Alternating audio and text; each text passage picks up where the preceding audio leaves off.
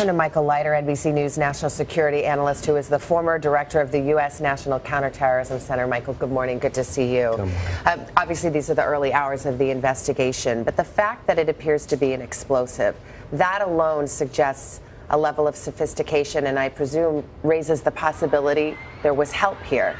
I think that's right, Savannah. And we don't know exactly how powerful the explosive was, but the death of 22, so many injured, it was an enclosed space that increases the effects of it. But this does suggest someone with at least an understanding.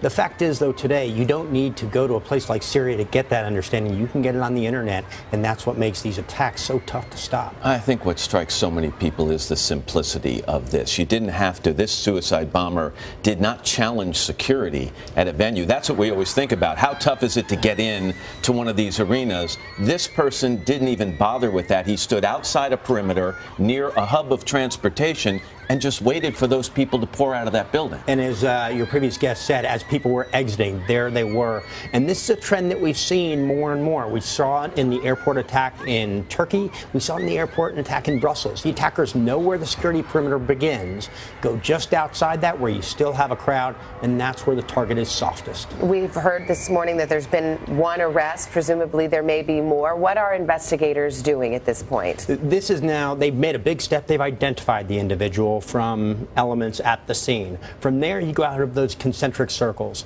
Every single person you talk to, where the money was, where the phone calls were.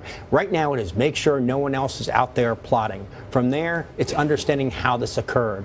But I think this will look a lot like a lot of what we've seen on ISIS in the past. Radicalization via the internet, move operationally wherever you are, and you end up with this tragedy. We talked to the eyewitness, Zach Haniff, a second ago. He said that it might change the way he views his life and security. The British have an expression, keep calm and carry on, or stay calm and carry on.